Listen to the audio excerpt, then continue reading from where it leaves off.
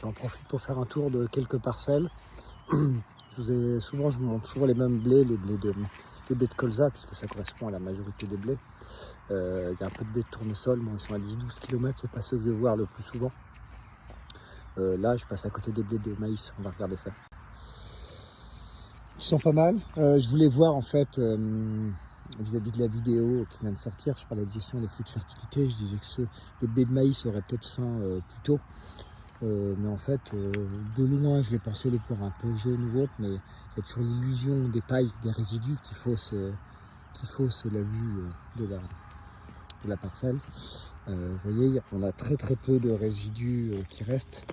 Là, on était peut-être dans une zone, j'essaie de réfléchir, parce que au bord là-bas, il y avait peut-être 85 quintaux, parce qu'ils se prenaient les effluves d'irrigation. Au centre là-bas, ça se trouve vers là-bas, on trouve à 40.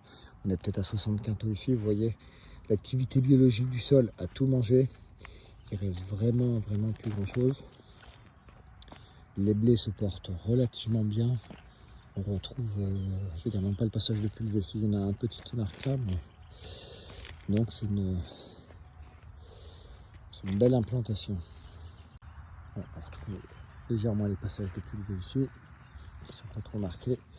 Vous voyez, bon, ici on voit qu'il y a peut-être un peu plus de décoloration de feuilles ici, mais bon, le maïs ayant pas fait non plus un très bon rendement, je pense que j'avais dû mettre 80 unités d'azote sur le rendement, sur le maïs, ce qui était largement suffisant pour quand on dit 50-60 quintaux. De toute façon, c'est l'eau qui est le facteur limitant numéro 1. Donc en fait, bon, c'est pas plus pressant de venir faire le premier rapport, vous voyez, sur ces blés de maïs que les blés de colza que je vous ai montré dans la vidéo longue.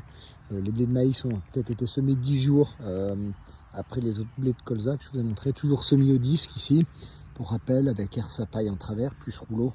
Et ça nous fait un beau rendu. Vous voyez, la texture du sol en surface est pas mal. Dès qu'on a des résidus de culture, le sol est protégé. Vous voyez, on a une belle structure. Dès qu'il n'y a plus à manger, le limon retrouve sa nature d'origine et peut se glacer, se fermer. Bon, après, des dessous, on a de la terre qui est noire, ça commence à faire un peu du terreau en surface. Ici, on avait remis du déchet vert, je crois, en plus, avant les semis. Donc, la terre, normalement, ici, je vais vous montrer, je vais traverser la route, il y a un passage de fraises, vous allez voir l'aspect sur la terre travaillée. Donc là, j'ai traversé le terrain, le chemin, on est dans une autre parcelle. Ici, vous voyez, là, c'est du triticale févrole fait à la fraise. Et vous voyez, le comportement du sol n'a rien à voir et la couleur de la terre non plus. Dites-moi ce que vous en pensez.